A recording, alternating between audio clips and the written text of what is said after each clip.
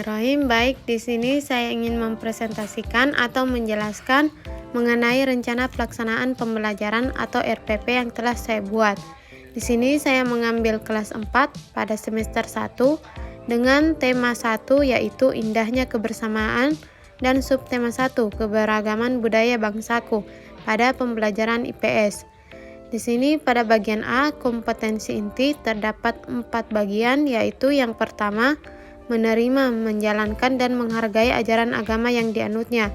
Kemudian yang kedua, memiliki perilaku jujur, disiplin, tanggung jawab, santun, peduli, dan percaya diri dalam berinteraksi dengan keluarga, teman, guru, dan tetangganya.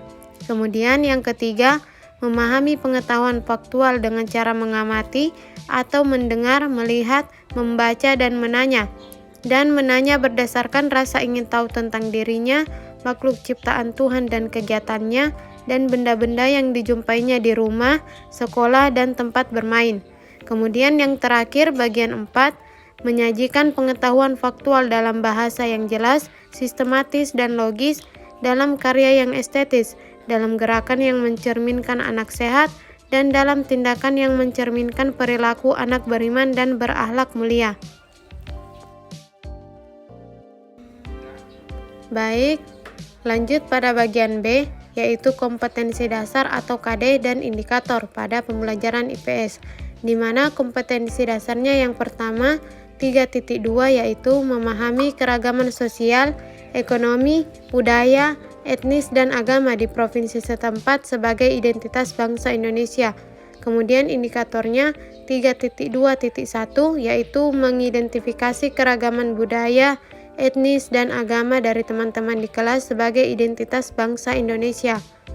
Lalu kompetensi dasar pada 4.2 yaitu menceritakan keragaman sosial, ekonomi, budaya, etnis, dan agama di provinsi setempat sebagai identitas bangsa Indonesia.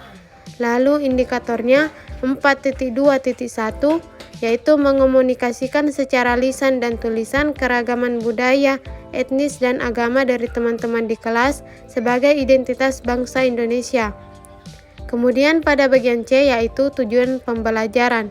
Yang pertama, setelah wawancara sederhana, siswa mampu menyebutkan keragaman budaya, etnis, dan agama dari teman-teman di kelas sebagai identitas bangsa Indonesia dengan lengkap.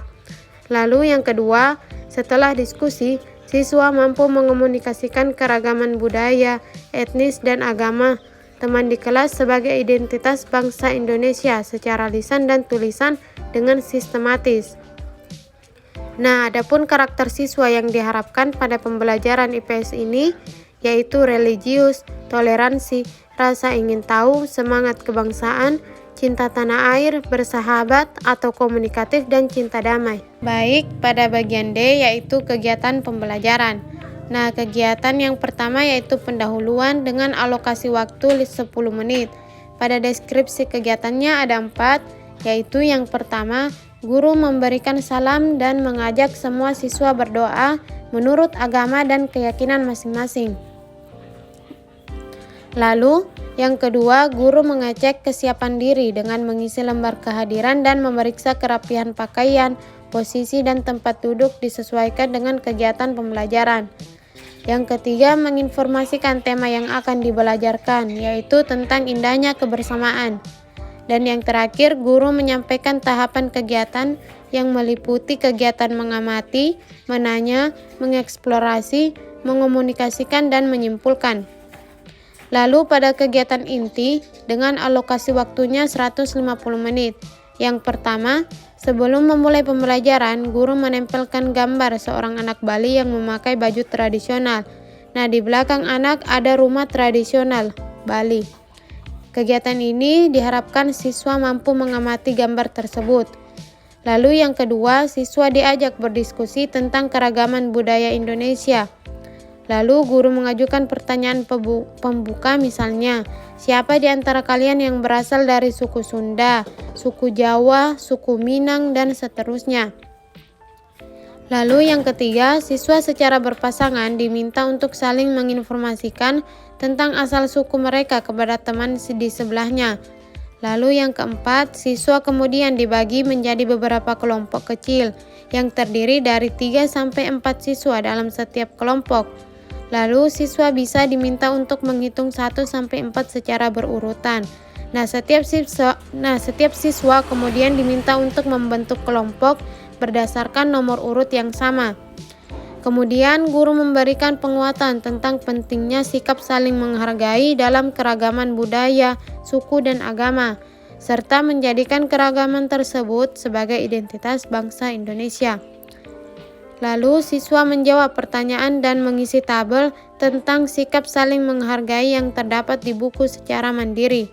Dan yang terakhir, siswa akan saling berbagi jawaban tentang pengalaman melaksanakan sikap saling menghargai dan contoh sikap tidak menghargai secara berpasangan bersama teman di sebelahnya.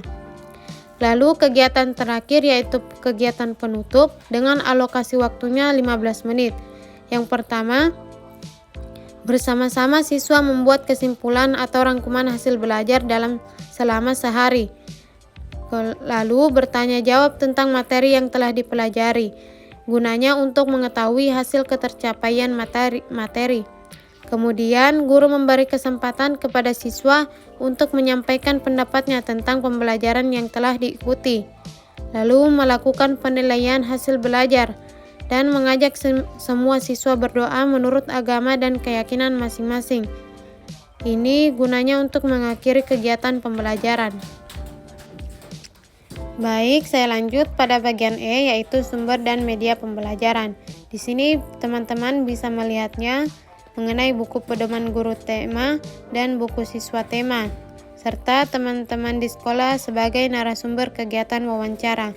Mungkin itu saja yang bisa saya presentasikan pada RPP saya. Sekian, wassalamualaikum warahmatullahi wabarakatuh.